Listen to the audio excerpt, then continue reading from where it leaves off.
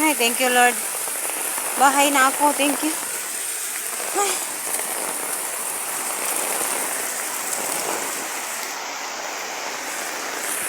So hi guys, welcome back to my channel, and for today's vlog ay ulan po talaga ng nakaraang mga araw, and until ngayon ulan pa rin sa amin. Everyday talagang ulan, so ayan, sobrang lakas ng ulan at may kidlat at kulog po yung kasama. And then that time ay si Dodong hindi pa nakauwi, alas 6 na ng gabi, so aligaga na po ako dyan. So hinintay ko talaga yung ulan na titila, pero parang ayaw talaga yung tumila dahil sobrang ulan talaga, sobrang lakas. So tapos na po akong magluluto. Nagluluto po kami ng pinsan ko sa bahay niya kasi binibigyan niya ako ng gulay. Wala kasi kaming ulam sa bahay, kaya doon kami nagluluto kami para magkaulam. Sobrang lakas ng ulan, wala akong payong. Mabuti na lang may nagpahiram ng payong at nakauwi ako. So sa daan pa lang sa sentro, baha na. So medyo malayo-layo pa yung lalakarin ko kasi nandoon man kami sa may bandang likod ng barangay na may sa, di ba, nakita nyo naman na may mga basakan, palayan. And then habang naglalakad ako, naghanap talaga ako ng mga parents din kung nakauwi na ba mga anak nila. Kasi alas 6 na hindi pa si Dudong nakauwi. Sobrang laki na daw ng ilog sa bayan. So doon man magtawid sa tulay na hanging bridge. So natatakot po ako kasi yung doon, yung hanging bridge, yung bandang sa dulo ng hanging bridge sa may mga coconut. Aapaw po talaga doon ang tubig.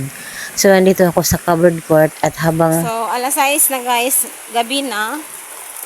Yung anak ko hindi pa talaga nauwi.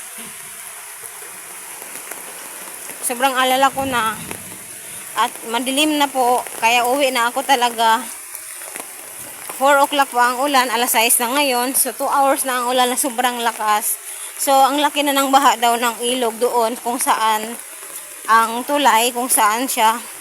Kung saan ba ang tulay, nakakatakot po doon. Ewan ko ba.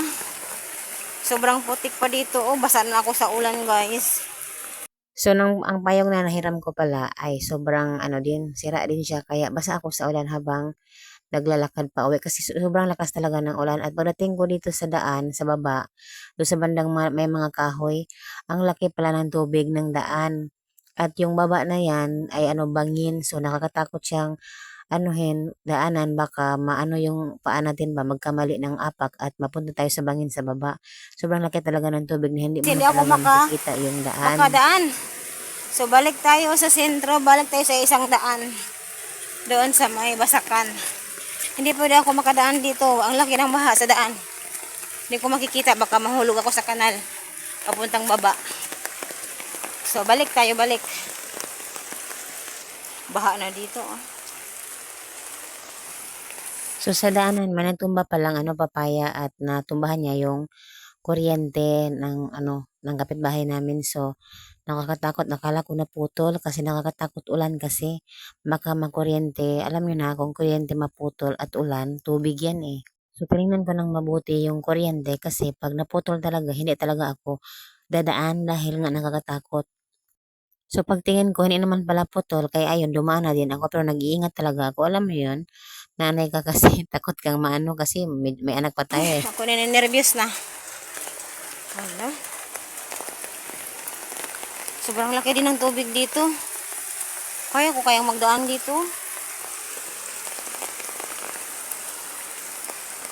My God, ang laki ng baha. Overflow, aray.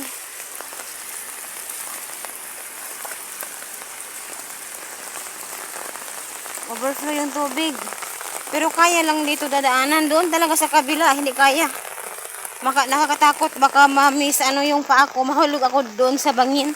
Kasi bangin yung baba. So ayan, kumidlat, nakita niyo nag-flash ng kidlat, ayan. Takot na takot po ako sa kidlat guys, kaya ayan, mag-voice over muna ako dito kasi para maano, baka matakot din ka sa buhis ko, na takot dyan. At sobrang bilis ko dyan naglakad dahil nga kumikidlat. Sobrang overflow ng daan guys, ng daan ng ano, yung palayan mo, yung Pilapil. Sobrang overflow. So, yung Basakan talaga, puno na siya ng tubig. So, nag-overflow na nga, kaya napuno ang tubig. At ang bilis kong naglakad dyan kasi nga, takot na takot tayo sa kidlat. So, pagdating ko sa bahay guys, sinabihan ko talaga ang tatay ko, nahanapin namin si Dodong, susunduin namin kung saan. Kasi ang laki na nga ng tubig sa ilog doon sa bayan. So, paglakad namin sa Basakan, andun, ayan, dumating. So, nagalit talaga ako sa kanya kasi nga, alalang-alala kami, gabi na eh. Ang Gabi lakas na ng ikaw uli. tubig. Na, ubo-ubo.